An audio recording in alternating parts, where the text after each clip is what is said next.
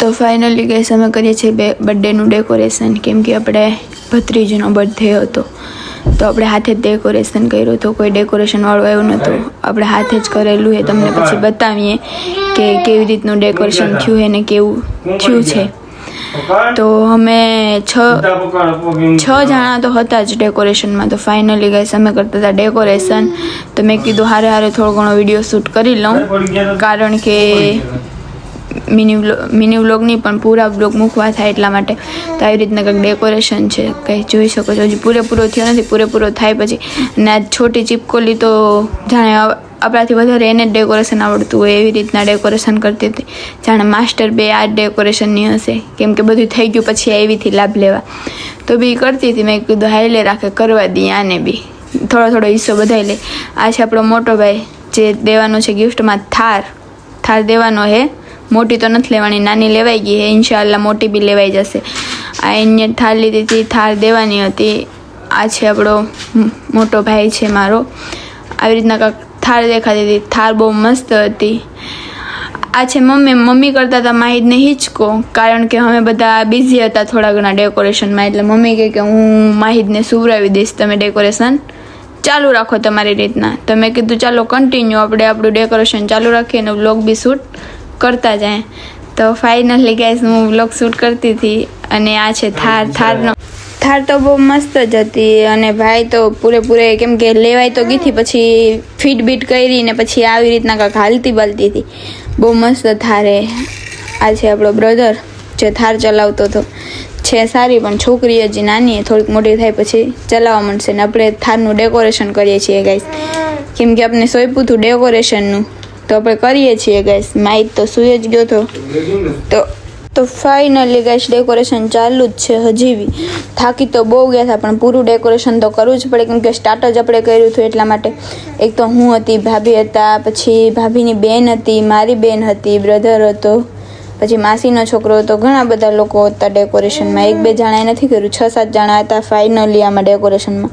Decoration બહુ મસ્તનું થયું છે. છેલ્લે સુધી વ્લોગ જોજો એટલે બહુ મજા આવશે. અને છેલ્લે વ્લોગ જોવાની બહુ જ મજા આવશે, કારણ કે પૂરું ડેકોરેશન દેખાશે કે કેવી રીતના ડેકોરેશન થયું છે. તો કોઈની આ બર્થડે પાર્ટી કે હોય ડેકોરેશન કરાવવું હોય તો જરાક મને કહેજો, તો હું આવીશ, કેમ કે આપણે ડેકોરેશન કરવાનો બહુ શોખ છે. તો આપણે થારનું ડેકોરેશન ફાઇનલી થઈ જ ગયું હતું, થોડું ઘણું બાકી છે. ઓલા નાના બેન છે આપણા, એવી ડેકોરેશન કરતા હતા અને આપણા કરતાં વધારે આવડે ગાઈસ એમ કહેતા હતા. હવે તો પછી તો શું ખબર. તો ફાઇનલી થારનું ડેકોરેશન થાય પછી પૂરી થાર જોવું તો બહુ મજા આવશે તમને ગાઈસ.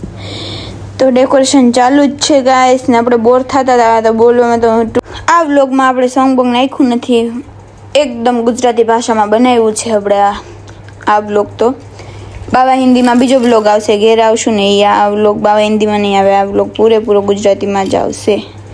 પછી કા હે ને કેસા હે ને વો વ્લોગ મેં દૂસરે में આપણે તમને બતાવીશું કે ગુજરાતી ને બાવા હિન્દી બે મિક્સમાં વ્લોગ આવશે. તો આ વ્લોગ પૂરો જોજો એટલે મજા આવશે ગાઈસ. ને આવી રીતના કાંઈક ડેકોરેશન છે. આ છે આપણી ભાણીબા. આવી રીતના પાછળ કાંઈક ડેકોરેશન થયું હતું લાઇટિંગવાળું, બહુ મસ્ત જ થયું હતું. આ છે ભાણીબા નથી, ભત્રીજી છે, સોરી ભૂલાઈ ગયું, ભત્રીજી છે. આપણી લાડકવાળી દીકરી જ છે આમ ગણીએ તો. તો આપણી દીકુ જો બેઠી હતી એની ગાડી ઉપર ને પાછળ ડેકોરેશન દેખાતું છે. અને ફાઇનલી ગાઈસ પછી બધું પતાવી દીધું હતું ને બીજા દિવસે અમે નીકળી ગયા હતા ઘર તરફ. એ છે મમ્મી, એ છે બહારનું લોકેશન, એ છે હું, ભાઈ બહાર ઊભો છે ગાઈસ, જોઈ શકો છો. હું, મમ્મી, બ્રધર 3 જણાને ઘરે આવવાનું હતું ગાઈસ. રસ્તામાં કંઈક આવી રીતના ટ્રેનમાં હતું ને માહિત તો ફૂલ આરામમાં જ હતો ગાઈસ. એને તો ટ્રેન હોય કે બસ હોય કે ગમે એ હોય ગાઈસ, એ આરામમાં જ હોય. પછી અમે નીકળ્યા હતા ઘર તરફ આવવા માટે, કેમ કે આમાં સોંગ બોંગ કોઈ વસ્તુ નાખી નથી, ઓનલી ફોર વોઇસ જ છે. પછી આપણે બાંધી દીધો હતો ઝૂલો ગાઈસ ટ્રેનમાં ઝૂલો બાંધી દે. ટ્રેનમાં બહુ મજા આવે. નાના છોકરા હોય ટ્રેનમાં જ જજો એટલે તમને આરામે થાય ને ટ્રેનમાં ફૂલ મજા આવે. મમ્મી થઈ ગયા હતા લાંબા, હું દેતી હતી ભાઈને હિંચકો ને ટ્રેનમાં ફૂલ મજા આવી હતી. પૂરો વ્લોગ જોજો. નથી સોંગ, નથી કોઈ મ્યુઝિક, કોઈ વસ્તુ નથી નાખેલી, પૂરો ખાલી ફક્ત આપણી વોઇસ ઉપર વ્લોગ છે.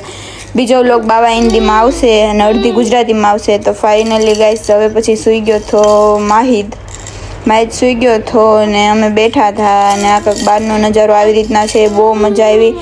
જેને નાના છોકરા હોય ટ્રેનમાં જ જાજો ગાઈસ, કેમ કે ટ્રેનમાં ફૂલ મજા આવશે. માહિત સૂતો છે એ અમે બેઠા છીએ, ઘર આવવાનું તૈયારી છે. લઈને તો એક થેલો જ ગયા હતા ને આવીએ છીએ 5-6 થેલા લઈને ગાઈસ. આ છે કાંક બહારનો નજારો આવી રીતના ગાઈસ. હું કાંક બહાર આવી રીતના ઊભી થઈને જોતી હતી. તો મારો બ્લોગ તમને કેવો લાગ્યો છે? લાઈક, શેર, સપોર્ટ કરજો અને સબસ્ક્રાઈબ ન કર્યું એ કરતા જજો. Bye bye.